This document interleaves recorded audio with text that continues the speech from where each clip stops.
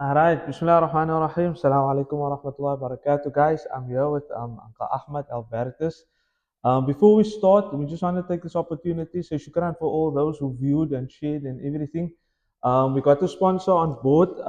They are known as Ella, e- exotic leather accessories. They have come on board. They help us big time to the extent where if you they have also given a giveaway to whoever has subscribed to the channel. I will choose one person from there, and then the win as far as if you buy something on this site, all right, and you buy something on this site, whatever the price is, 20% of that price will go back to the Club Rugby podcast. So when you pay for it, you just press option where did you find out, and then my name will pop up there, Aadil. And if you press Aadil and you proceed with payment, then 20% of that payment will go back to the Club Rugby podcast. So I want to say big shukran for all those who shared, because you shared this and someone popped up and messaged me, and this is how this is the first official sponsor that came on board. So I just want to say big shukran to Ella, and also I will make a video on a giveaway. This is a wallet. It's made out of crocodile skin. So this is what they're all about. So inshallah I will go further with it. But we finally get Uncle Ahmad Albertus on. You want to introduce yourself to everyone? Yes, Assalamu alaikum. My name is Ahmed Albertus. I'm currently the youth convener at Primrose Rugby. Adil, welcome to Rosmead. Shukran, shukran. We're hosting. I want to say Slamat first. Hopefully, first of many of Amen, amen. of your sponsors, and hopefully your podcast and your show and your brand will grow. Inshallah. Inshallah. Do you want to touch up on the main sponsor of the tournament? So yeah, we have a partnership with Awqaf SA. I think everybody know who they are. They are a Waqf organization in South Africa, and so they run various projects, humanity projects, across South Africa. In fact, across Africa.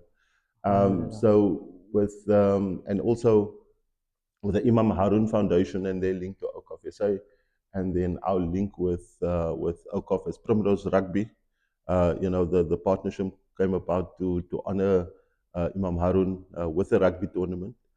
So I think the stars aligned a little bit for us, because we were missing a tournament, a community club tournament, and this was the opportunity. And I don't think there's a better, I don't think there's a better person or better organization that we can honor with this wonderful sport that we play. Alhamdulillah. Alhamdulillah for that. Then one of the first questions is, how did the idea come up for the tournament before we go into all the nitty-gritties of questions? Yeah, for the Awqaf tournament specifically, I think it was.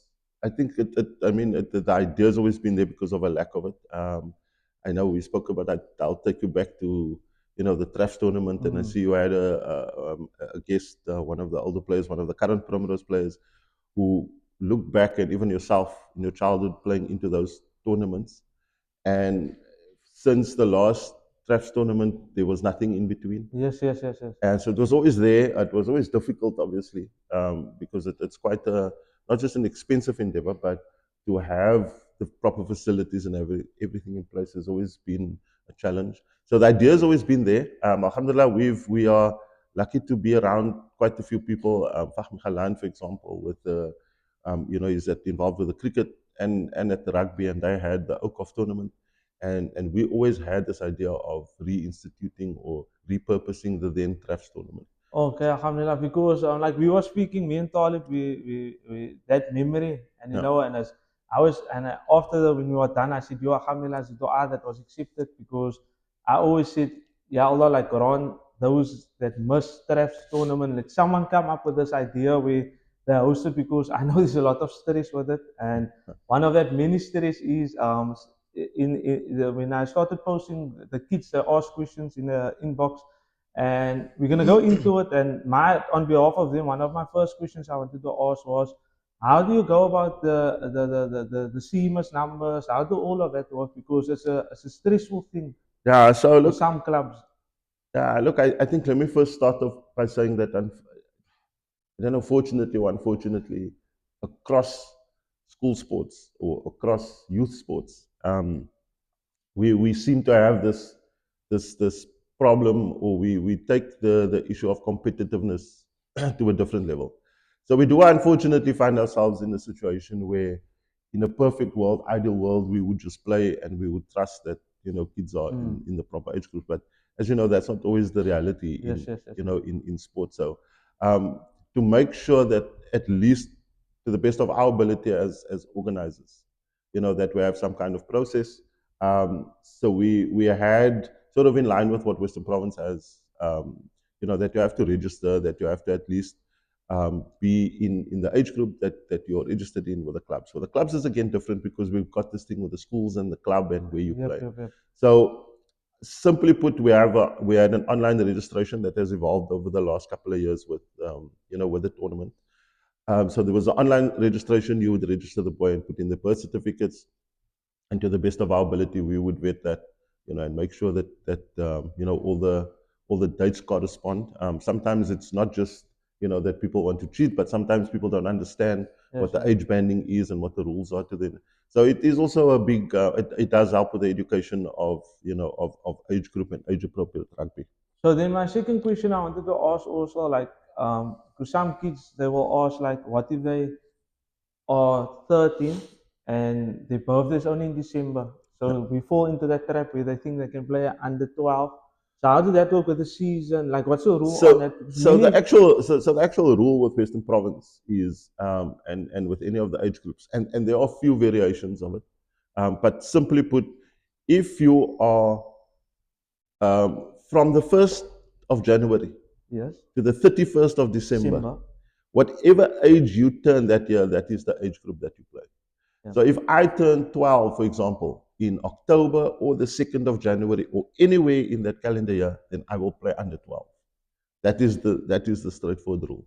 The variations that they do allow for in the bylaws is depends on whether you're at high school. Some kids go to school early, etc., etc. yeah, yeah, So unfortunately, also there's no, if I can put it, um, there's no concession given for the level of rugby. yeah, So in other words, if you were first year, a lot of the coaches come to and said, but delighted my begin nou die dag. There's no concessions in that, yeah. in a tournament or even in any rugby, in terms of your skill levels. That is, that is where the coaches come in and say, well, if you're not ready to play, then we will put you through different processes. In So terms to of make getting it your clear, rugby ready. of course, just to like get more clarity on that. So for the kids that are listening and the coaches and the parents and everything. So if you're turning 13, but in the season you're 12, basically you must play under 13.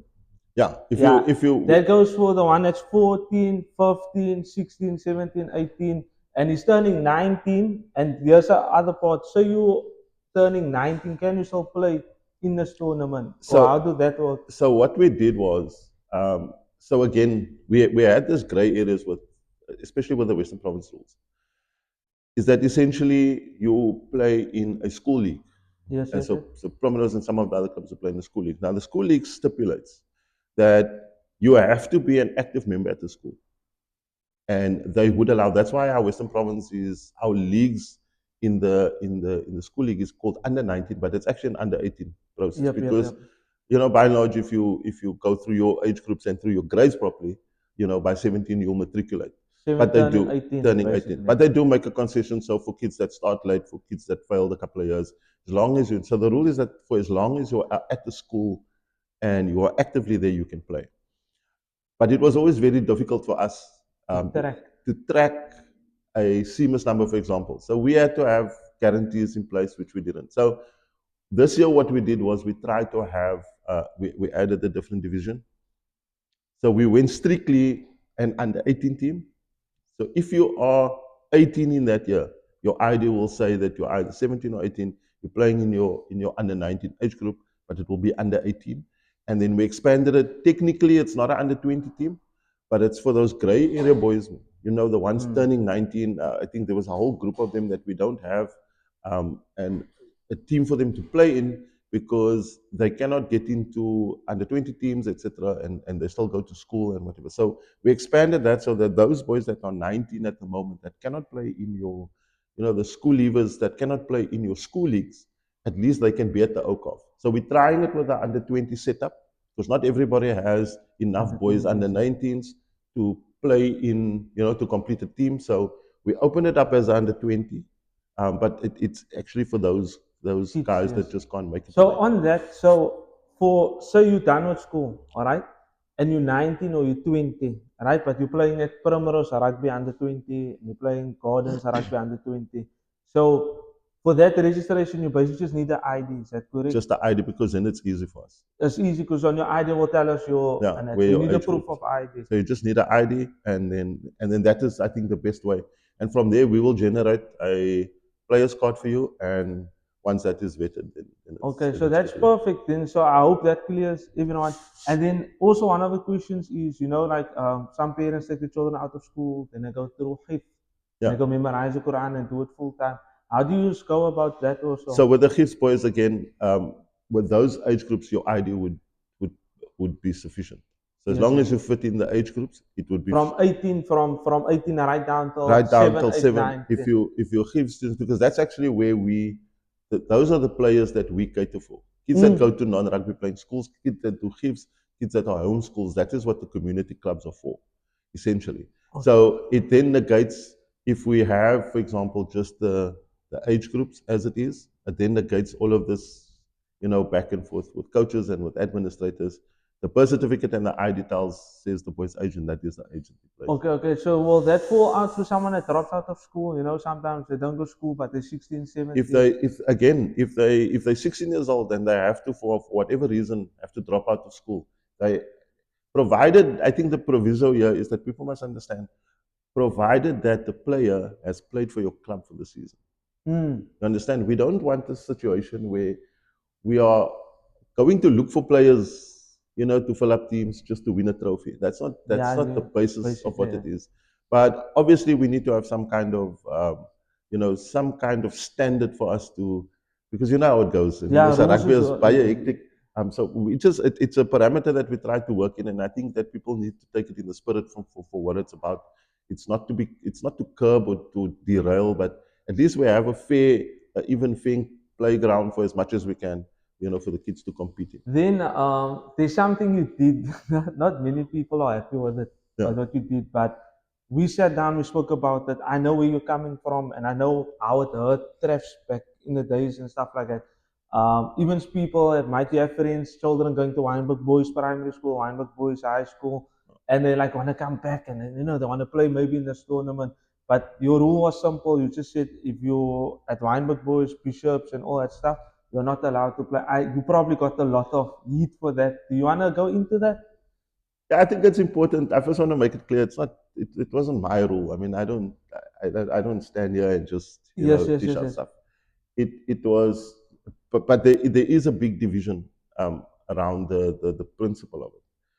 So to give you a bit of background, I can tell you, I've even in my club, I'm talking about long-standing members whose kids, go to the schools, and rightfully, I understand the frustration. It's not a, this is not a punitive thing. My thought around this is twofold. First of all, so I want to categorically state to everybody, there isn't a convener, a coach, or an administrator at any of our community clubs that will ever deny our kids or try to shun our kids that go to these schools. In fact, as you know, we are normally required to write testimonials for them For for to them go to go. to bishops and So stuff like we 100% fully support them. We always support them. You'll see on our social that. pages, Yeah. the minute they make Western Province, they make their first team, we are the first ones to celebrate. But And they get the platform. I mean, they eventually, a lot of them make Western Province teams. They get to be platformed on FNB Classic Clashes. So there's a big spotlight. But just for the one tournament, I really wanted this to be about our kids, perfect. about the kids that play, that don't get the limelight. I mean, yes, I've been, we've highlighted the fact that super sports schools will be this year, Alhamdulillah. and that will give us a perfect opportunity to showcase talent and really show who we are. But for the cases of the kids that go to these big schools, I think it will be unfair So for two reasons. Number one, if I take out the scrum off or a fly off that has been playing at or at Bishops and Sachs, now bring him into my team for a tournament. Somewhere along the line, I don't care who you are, how many teams you have, you are denying a young player an opportunity Because to you have play. to sub one and you Either have to sub drop. one or you have to but you have to make some concession. Mm. And then over and above that, any success that you derive, I think, in the tournament with those type of players is probably not a reflection of who we are Yes, I agree. as a team. I understand where you're coming And I from. think once, even to our coaches, I think once we understand that we are passionate, and I see it. I mean, I can never fault coaches for the time, but I do think that there needs to be a mind shift that if our teams are not good enough to win a trophy, it's not a failure. I think it's a stepping stone. I've seen teams improve. I've seen teams become, very good in the tournaments. And I think we must just make that slight mind shift is that we want to win and we want to do our best. But if a tournament at the end of the year, which is perfect timing, can give you a reflection of where my team is as a team, it can only help you going forward. So the other part of it is also, I mean, we've seen at the draft tournament. I mean, we've been part of it from its inception. It was very sad for me to see the demise, and part of that was that there was this acceptance that we can have what they called then guest players, because while there were certain positives around it, including community, building, getting people from other from other areas, from other communities into the tournament, which was a plus. The biggest problem was that it opened a loophole where we could stack teams. Mm. I could literally go out and scout players to make a good team so that I can win the plastic trophy at the end of the day as a coach. Yeah. And I think for me, that is, if that was the level that has got, and this is not, hypothetical stuff. This is stuff that we've witnessed. Yes, yes, I was The part of it. levels. I Yeah, know. we've seen the levels of where it goes and what it does. I think, I mean, even with our partners, we speak to them a lot and they say, oh, why don't you invite Bishop Saxon? I said, with any of those schools, man, why do you want to take away the spotlight? This is probably going to be, if not already, one of the most prestigious junior community tournaments or events that we have, and that is what we're building towards. Now, I must admit, and I've been open about this. After COVID, our rugby levels is not yet where we want it to be Yes, it was we in were terms of about to peak, and in then terms of, of, yes, of where it is. But if you look at, I mean, we play each other all the way around. I see how our teams go. I think this is going to be probably in a lot of the categories, the main categories under 18, under 13, one of the most competitive tournaments in the last 3 years. But I promise you, in 2 years' time, I think we're going to be able to put on, especially with programs that we got going and the things that we want to do to make it, to enhance the tournament, is going to be spectacular. So it's not just to wrap up about our community boys. It's not a discrimination, I feel. I think that if a player is in a better place, there is eligibility rules. You can't be everywhere and have everything.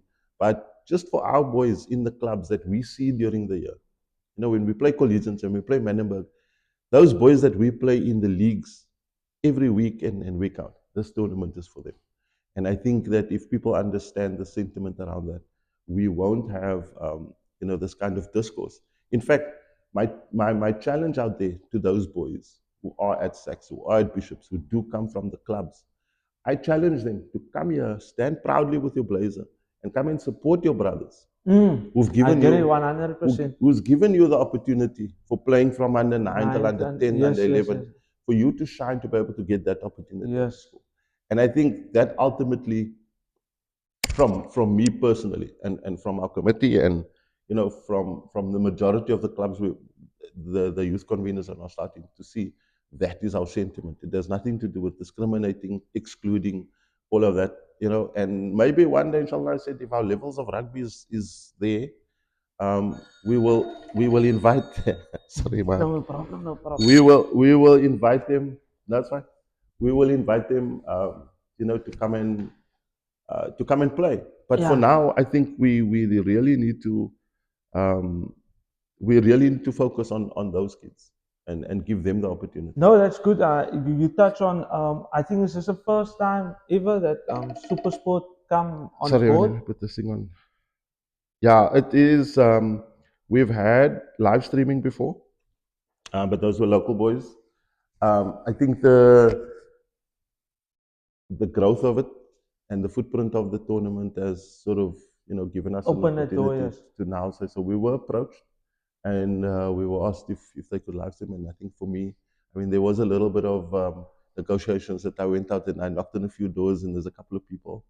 So I must maybe, if I can give a shout out, Go all out. if Shout I out to can give all the a sponsors. shout out, nah, not to the sponsor, but just to one specific guy that made the Super Sport thing happen was Baba Murat. He was Yes, yes, yes. former coach and director of rugby here. So it was sort of when he was here back in the day, and he said, look, kom mense nooit vir my gesê van die tournament hier, ons kan ons nou die goeie gedoen het. So shout out to Baba for putting, Alhamdulillah. planting the seeds and eventually making it work.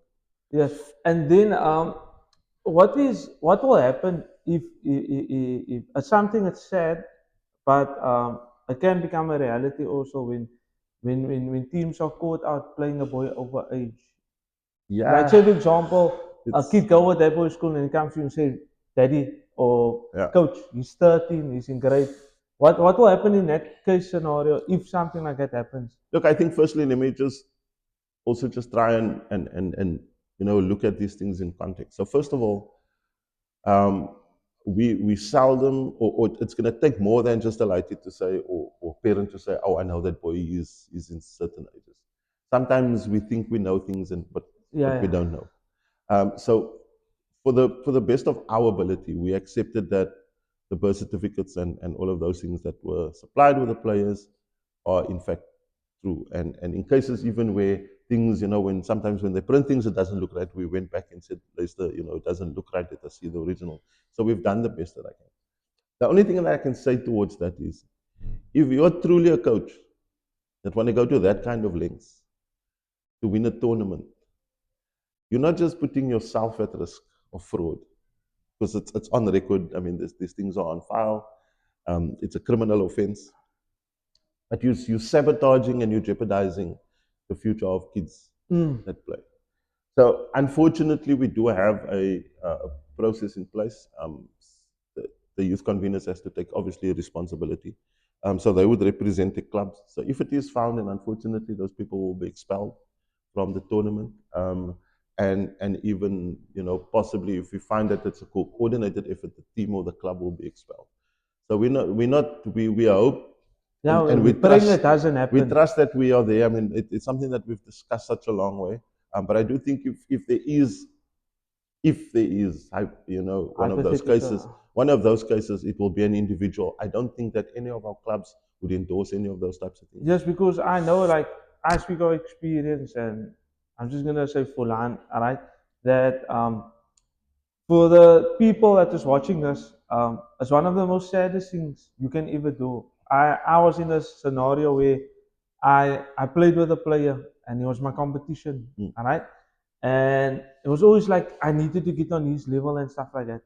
But then years later, I found out that he was always playing over age, Overage, for yeah. example. And when it came to senior level, it actually disrupted his rugby because now you're 100%. playing on that. So my thing for people out there, if the kids is watching us and that stuff, and even if your coach comes to you, coach, okay, rank with by under 12, and you know you're 13, don't do that because you're selling a fake dream, and yeah, you get that excitement. People go, no, what a try, what a player, Yeah. but you're not really in your age group, man. It's not real, yeah. And that hurts your process Yeah. and growth going further up because eventually it catches up with you. When you come senior level, it's a different Yeah. breed. Well, not just that. I mean, even if we have, and we've seen it, even if you playing a year over age, eventually when it gets to 13, you have to play in your age group at under 13. Yes. So when you are 13 and you're playing there, finally in your age group, and you catch up, and then you look like half the player that you used to. You are, yeah. So you were never developed.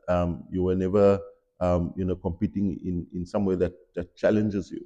And even similarly, I mean, just as a comparison, I think a message also to a lot of our big boys, especially the young boys, 7, 8, and 9, 10, 11, we get these kids that are kids, so they play good rugby because they are the strong.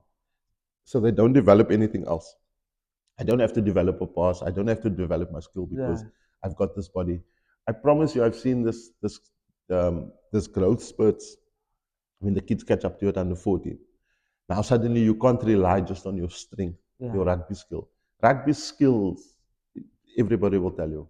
Eventually, that is what gets you through. yeah, yeah. No, Whether it's 100. whether it's at high school, at senior rugby, eventually, if that is where it is. So look, I mean, we constantly, obviously, are looking at those things. Our registration process has been long and arduous. This whole year now, apparently, It's it's since been January. it's been going. The actual administration part of it has been difficult. I mean, we also have to comply with some of the governmental things like the POPIA Act. So the information is very protective. And again, Shukran to Awqaf SA, they've made their service available for us to, they've put things in place just to protect us a little bit.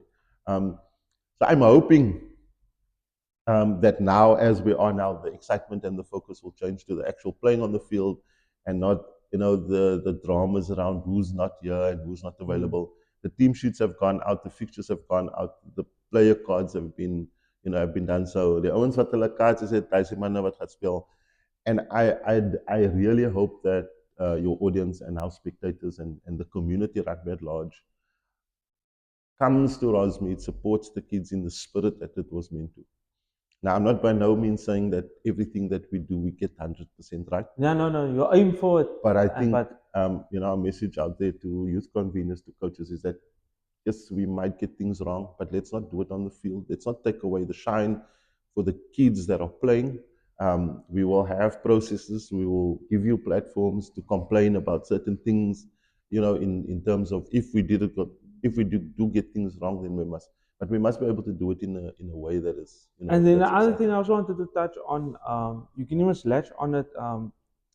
I know under 7, under 8, under 9, 10, 11, 12, 13. That's what we're gonna host Yeah, this weekend, inshallah. From tomorrow onwards, is it inshallah. tonight or tomorrow on So it's tomorrow morning at 9 o'clock. 9 o'clock?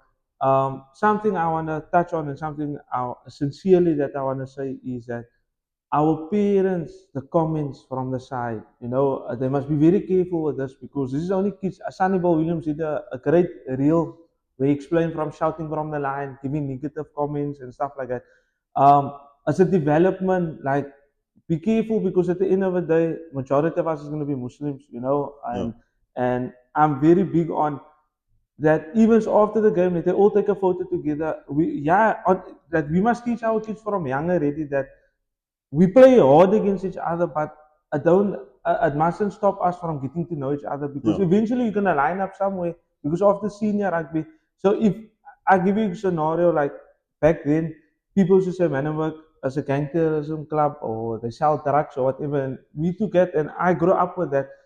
But then as it comes down to our parents, they can stop yeah, that breakage, man. Because if you stop that breakage, because if I had that mindset, then I would have never had a podcast or Talib that is from Rosa and said, "Oh, you Rosa, you my rival." yeah, Yes, maybe on the field, but we can be friends after the game. We yeah, can be communicate with one another, and just like to build muhabba at the end of the day, like a love, yeah, and that, because eventually we're gonna end up playing together. There's 3, 4 Manable players playing under 20 here. yeah. But if I had that attitude, I Rosas did that, then that opportunity would have never come for them.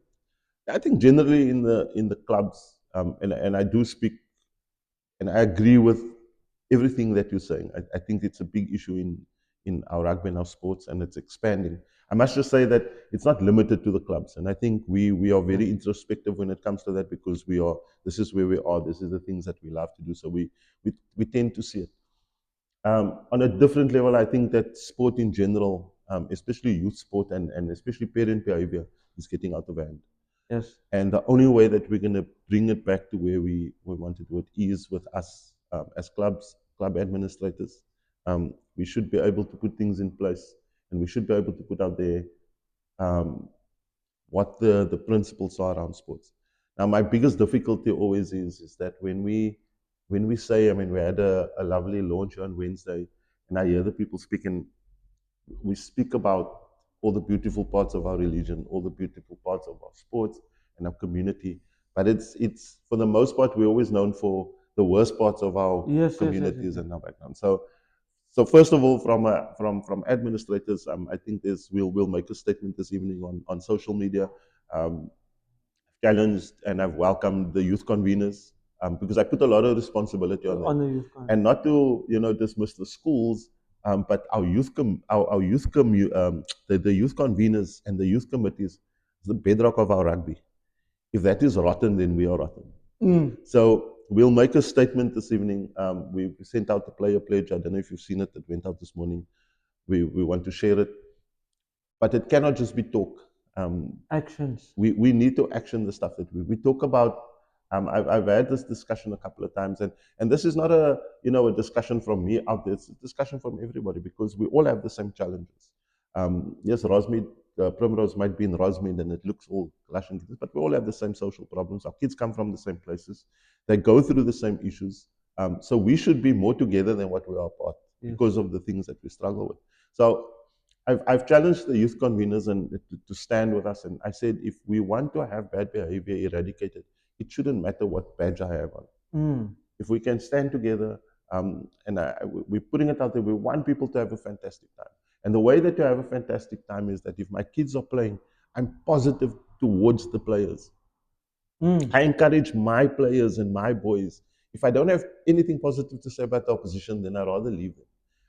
But I do tend to, there is this tendencies of us getting into heads of boys. Now, if you are adult, and you're watching a 10-year-old play, and you want to so-called get into the head or mental a Yeah, yeah. 10-year-old IT, then there's something seriously wrong with you. But And this yourself, is not the play. basically, yeah. Yeah, there's something wrong with you, and you don't belong anywhere near rugby field. Because at the end of the day, I want this tournament. No?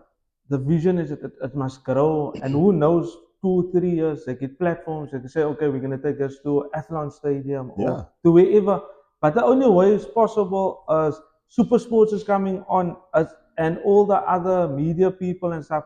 So it's an opportunity to show them what is our culture about, yeah, whether you're from different diversities and stuff like that. It's a great opportunity to show this is what club rugby is about. This is the best platform, especially because most parents are invested in their kids from under 7 to under 13. That's where sure. your baby basically lays. Yeah. Yeah, it is, and it's look. We don't want to hop on it, but it does those little things, even small. Like we say, we can have a fantastic day with no incidents. One incident will, everybody will talk about that. But I think we're getting to a space, especially with the clubs. I mean, about the forum that we started where Yes, all the yes, youth yes. conveners got together. It's not yet 100%. I think we're limping along at 30%, but But it's a step we're gonna going, get there, inshallah. and eventually I think there is, even for this tournament and some of the things that we have in place, there's a lot of excitement, there's a lot of wonderful initiatives, one of which I'm going to touch on later, that we want to do, where the benefit of all of the things that we do actually comes out in the players, and we want to start elevating our youth rugby. This is, I think it's for far too long that we are living on potential. I mean, every club that we go to, or that we speak about, is always about the potential that the club is. Yeah, I yeah, yeah. think we must start holding ourselves A friend of accountable. mine always says, "Moenie 'n as club and an if club is. We We must must be become the a things. doers." We must do And the thing. Yeah. is there anything that I must, maybe of rules that you maybe come to your mind? Look, I think in terms of the tournament rules, not much. It's just to explain to the The viewers. The viewers? format is 15 minutes. I think it's 10 minutes aside for the pool games at primary school. And the reason why we do that is that obviously we want what we call high octane rugby all the time. Yeah, yeah. It does address a specific part of our rugby. I've seen it in all our clubs. Generally, our kids, when we start to play, beginning of we start very slowly. Yes. So what this teaches you is that you have to be switched on all the time. All the time, yeah. The From tries, they can score the tries. We want to get as many games in as possible. Conversion to poles should be within, a few seconds. There's a hooter again. There's a central hooter to manage the time. The minute the hooter goes, the referee will blow within the reason. I mean, if they're in the process of scoring, etc., we leave that up. Also, another thing, we do have referees here. I mean, none of the coaches or teachers are refereeing. So um, PP, we've got outside Bishop. referees refereeing the game. So again, also people must try and respect them. The players must respect the referees. because it does, it's a very difficult job. I've refereed for a long time. It's not easy. I know, yeah.